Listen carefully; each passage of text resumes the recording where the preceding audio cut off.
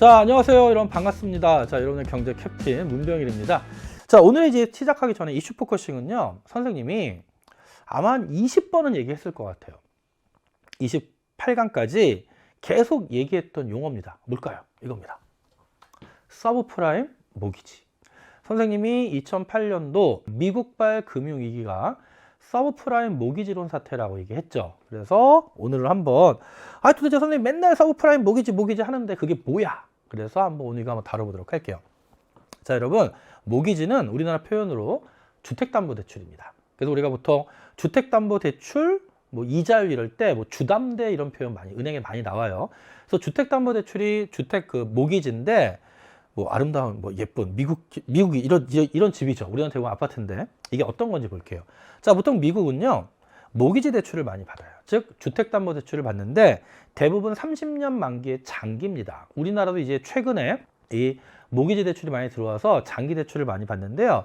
미국은 이 모기지 대출이 이렇게 일률적으로 정해진 게 아니라 좀 나눠져 있습니다. 일단 첫 번째 프라임 모기지가 있는데, 프라임 모기지는 대출금이 40만 달러 이상의 주로 고소득층이 이용하고요. 신용도가 높은 사람들이죠. 그렇죠? 그런데 좀 이 프라임 모기지보다 좀 신용도가 낮고 금액이 적은 경우를 알트-A 모기지라고 해서 대출 금액이 30만 달러 미만 주로 중산층이 주 대상입니다. 여러분, 미국도요. 여러분 30만 달러면 억이죠? 그러니까 억대죠. 큰 금액이에요. 그런데 이 프라임 모기지 또는 알트-A 모기지로 대출을 못 받는 사람들 있죠. 신용도가 낮은 사람들. 그래서 그런 경우에 대출해 주는 경우를 우리가 서브프라임 모기지, 저신용자 대출이고 비우량 주택담보대출이라고 합니다. 그래서 일반적으로 이 서브프라임 모기지는 금액도 작고 그리고 이자율이 되게 높아요. 보통 10%, 20%까지 갑니다. 그런데 이게 이제 미국의 경제 금융위기를 갖고 왔죠. 왜 그러냐면 이게 이슈입니다. 항상 대출 권하는 사회가 문제가 되죠. 실제로 미국이 2000년대 초반 이후 중반부터 무슨 일이 있었냐면 IT 버블이 꺼져갖고, 그 다음에 두 번째는 9.11 테러가 발생했죠. 그리고 세 번째는 이라크 그리고 아프가니스탄 전쟁으로 인해서 경기가 2000년대 초반 이후에 엄청나게 악화됩니다. 그래서 그 경기를 부양하기 위해서 초저금리 정책을 썼고요. 그 초저금리 정책의 결과, 이건 일본도 똑같고 우리나라 똑같았잖아. 그 결과 돈들이 또 부동산으로 몰려가기 시작하는 거죠. 그 결과 부동산 시장으로 돈들이 몰려갔고 실제로 부동산 가격이 겁나게 급등합니다. 미친 듯이 급등을 해요. 그래서 이제 은행들이 도덕적 해이에 빠져요. 여러분, 일반적으로 담보를 잡고 신용도가 좀 어느 정도 되는 사람들 빌려줘야 되는데, 이때 미국에서 어떤 대출이 발생하냐면 첫 번째 피기백 대출이라고 해서 노 다운 페이먼트 대출이 발생합니다. 이게 무슨 말이냐면, 여러분, 다운 페이먼트가 이거예요. 미국은 일반적으로 모기지 대출을 받을 때 만약에 집값이 100억 달러면 그 중에 20%에 해당하는 20억 달러를 현금으로 집값으로 먼저 내야 돼. 그게 다운 페이먼트야. 그리고 나머지 80%를 은행에서 모기지 대출을 해줍니다. 그럼 결국 그 얘기는 모기지 대출을 받으려면 그래도 현금이 20%는 있어야 되는 거예요. 10억짜리 아파트면 2억은 현금이 있어야 나머지 80%를 대출해 주죠. 실제 우리나라도 코로나 터지기 전까지, 초반까지는 그랬어. 보통 집값의 80%까지가 보통 대출해 줬어요. 그러면 20%는 있어야 되지? 그런데 피기백 대출은 뭐냐면 이렇게 하는 거예요. 처음에 집 살 때요, 먼저 80%를 대출해 줘.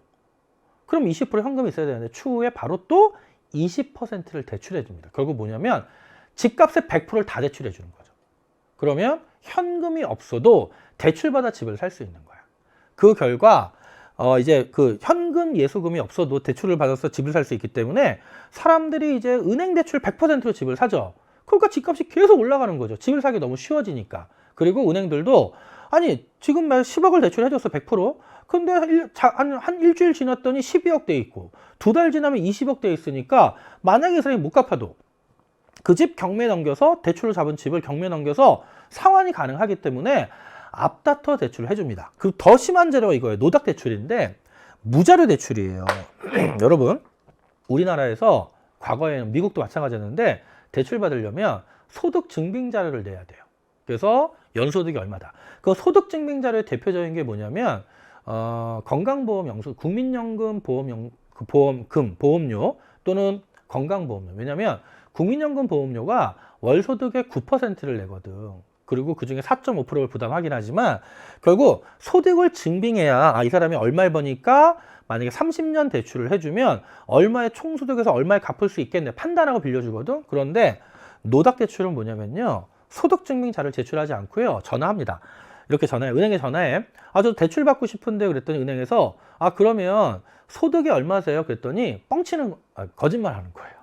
뭐라고 하냐면 제 소득이 200억 달러인데요. 200억 달러 너무 많구나. 제 소득이 200만 불인데요. 그럼 은행이 그냥 소득이 200만 불이세요? 증빙 내세요. 아니라 200만 불이세요? 오케이 알겠습니다. 200만 불에 맞춰서 한 1000만 불 대출해 드릴게요. 이런 식으로 소득 증빙 자료 없이 그 사람이 소득이 얼마라고 말하면 그냥 믿고 대출해 주는 겁니다. 이건 말도 안 되는 거죠. 이게 성행한 거예요. 그러니까 어떤 특이 생겼냐면 저신용자들이 소득이 없는데도 저 소득 1년에 30만 달러입니다. 이런 식으로 무분별하게 대출을 받기 시작했죠. 결국 은행의 도덕적 해이와 그리고 저신용자들의 무분별한 대출, 그리고 은행들은 저신용자, 즉 서브프라임 모기지에 대해서 보다 높은 이자율을 받을 수 있기 때문에 무분별하게 대출이 이루어지고 그 결과 실제 미국 주택 경기는 5년 동안 평균 52% 급등합니다. 근데 여러분 평균 52% 그랬더니 그럼 모든 주택이 10억 원이 15억 되는 게 아니야.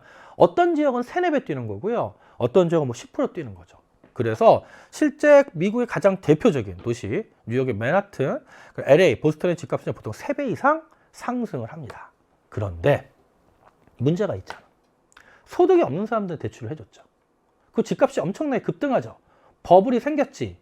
그럼 결국 이런 호황은 비극을 예고하고 있는 거죠. 결국 실제로 예고된 비극이었고 경기가 너무너무 과열된 거죠. 그래서 경기 과열을 우려한 미국 연방준비제도가 기준금리를 5.25%까지 인상합니다. 여러분 1%, 2%까지 떨어졌던 기준금리를 5.25%까지 올렸어요. 여러분 지금 미국이 기준금리 0%였던 걸 물가 잡겠다고 2022년 하반기까지 촬영하는 시점까지 몇 프로까지 올렸는 줄 아세요? 4%까지 올렸어요. 4%까지 올렸거든. 그랬더니 지금 미국의 주택담보대출 모기지 금리 평균 우량대출 금리가 지금 6%에서 7% 사이에서 왔다 갔다 합니다. 그런데도 지금 미국 주택 경기가 급락하고 있죠. 우리나라도 마찬가지지. 대출 금리가 기준금리 올라가기 전에 2%대였다가 지금 막 6%까지 올랐거든요. 근데 집값 계속 떨어지잖아. 결국 그러면서 기준금리 올라갔죠. 집값의 하락이 시작되고 드디어 투매가 이루어지고 거품 붕괴가 시작됩니다. 실제 이때 100% 대출을 해주고 노닥대출, 즉 소득 증빙 자료 대출해주다 보니까 어떤 사람들은요 집을 한 채 사는 게 아니야. 기본 3, 4채 사고 어떤 사람들은 빌리지, 마을 전체를 사는 사람도 있어요. 한 마을에 집이 100채면 100%씩 대출받아 집 100채를 사는 거야. 이런 말도 안 되는 대출이 이루어졌던 거죠. 그 결과 실제 2007년도에 집값이 폭락하면서 10월 달 미국의 깡통주택 수가 1170만 채입니다. 이런 깡통주택이 뭐냐면 우리나라에서 깡통주택은 이거예요. 우리나라 전세라는 제도가 있잖아. 10억짜리 아파트에 집주인이 그 임대인이 8억의 전세를 준 거야. 그러면 세입자가 8억의 전세보증금 내고 들어왔는데 집값이 하락해서 전세보증금 아래로 떨어지는 경우. 이런 거 우리가 보통 깡통주택이라고 해요. 그럼 집값이 7억으로 떨어지면 집주인은 팔아도 전세보증금을 못 돌려주지. 마찬가지야. 대출을 받았는데 대출금보다 집값이 떨어진 겁니다. 그러면 집을 팔아도 대출금을 다 못 갚지. 그럼 우리가 깡통주택이라고 하고 결국 깡통주택이 늘어난다는 얘기는 결국 이건 뭐냐면 부동산 가격이 폭락하고 있다는 신호고 우리나라에서는 또 최근에 발생하는 게 집값이 하락하면서 역전세난이 발생했어요. 무슨 말이냐면 이거 여러분 정말 아이러니한 겁니다. 10억짜리 집이 있었는데 8억의 전세를 준 겁니다. 근데 집값이 7억으로 떨어졌어.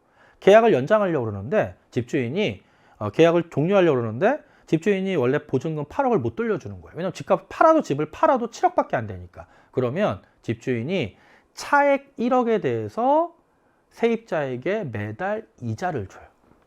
이게 역전세난이에요. 말도 안 되는 거죠. 그리고 실제 어느 정도에 떨어졌냐면 미국 대도시에서 침실 4개, 2층 주택 10만 달러까지 떨어집니다. 보통 40만 달러, 50만 달러 기본 갔던 것들이. 그러면서 미국의 부동산 가격 폭락하고 그로 인해서 대출금을 회수하지 못한 은행들이 부도가 나기 시작했죠. 근데 여기 또 이제 뭐 복잡한 개념이 파생금융상품이라는 게 개입되면서 이 미국 은행의 부실이 미국 은행만으로, 미국 금융회사만으로 끝난 게 아니라 전 세계의 도미노처럼 퍼져나갑니다. 그래서 이런 사진 한번 본 적 있을 거예요. 여러분, 미국 4대 투자은행 중에 한국 리먼 브라더스가 있습니다. 여러분, 미국 4대 은행, 투자은행이 누가 있냐면, 여러분 많이 들어봤는데, 골드만삭스 들어봤죠? AIG, 그다음 메릴 린치, 그리고 리먼 브라더스에서 네 곳이 있는데, 리먼 브라더스가 먼저 파산을 해요. 그래서 전 직원의 해고를 신청하고요. 파산 신청했는데 부채만 660조였죠. 그래서 지금 리먼 브라더스 간판을 내리는 사진, 직원들이. 그래서 실제로 이해, 그때 이 서브프라임 모기지로 인한 미국의 금융위기를, 그래서 또 우리가 다른 표현으로 상징적으로 리먼 브라더스가 쉽게 말해서 미국 4대 은행 중에 투자은행 중에 하나가 부도가 난 거야. 그래서 우리가 보통 리먼 브라더스 사태라고도 하고요. 특히 AIG도 부도 났거든. 미국 정부가 800조를 투입해서 구제해 주죠. 그리고 실제로 미국 실업자가 800만 명이 증가했고 무려 600만 명이 대출로 산 집을 잃게 됩니다. 그 경제 위기가 미국에서 끝난 것이 아니라 전 세계로 퍼져나가면서 실제로 거의 3년에서 5년 동안 전 세계에 어두운 그림자를 드리웠죠. 그래서 선생님이 계속 이 부동산 관련해서 계속 좀 안 좋은 얘기를 많이 하는 이유는 집값은 무한정 오를 수가 없어요. 집값이 오를 때는 이유가 없이 오르지만 집값이 떨어질 때는 수많은 이유가 생깁니다. 그래서 우리는 이런 사태가 교훈이 돼야 돼. 그래서 지금 우리나라가 지금 집값이 계속 이제 1년째 하락했죠. 이제 1년 하락한 겁니다. 앞으로 1년 더 하락할지 아니면 바로 끝날지 또는 3년을 갈지는 아무도 알 수가 없는 거고 계속 강조하지만 결국 거품, 버블을 해결하기 위해선 기준금리 인상, 기준금리를 이길 수 있는 경제 조치는 없어요. 항상 여러분은 이런 지표, 우리가 항상 여태까지 이제 물가라는 거 배웠고 기준금리 배웠고 뭐 기타 여러 정부의 통화정책, 재정정책, 중앙은행의 통화정책, 재정정책을 봤잖아. 그런 것들을 하나하나 복귀하면서 뉴스를 접하고 그 다음에 일상생활에서 여러분이 어떤 이제 경제생활을 할 때 직접 접목해서 생활에 연결해서 나아가셔야 됩니다. 알겠죠? 항상 좀 안 좋은 얘기를 해서 그런데 왜냐면 좋은 얘기만 할 수는 없죠. 그건 의미가 없고요. 이런 것들을 꼭 교훈으로 삼아야 되겠다라는 의미에서 오늘은 수없이 얘기했던 서브프라임 모기지론 그리고 리먼 브라더스 사태를 한번 살펴봤습니다.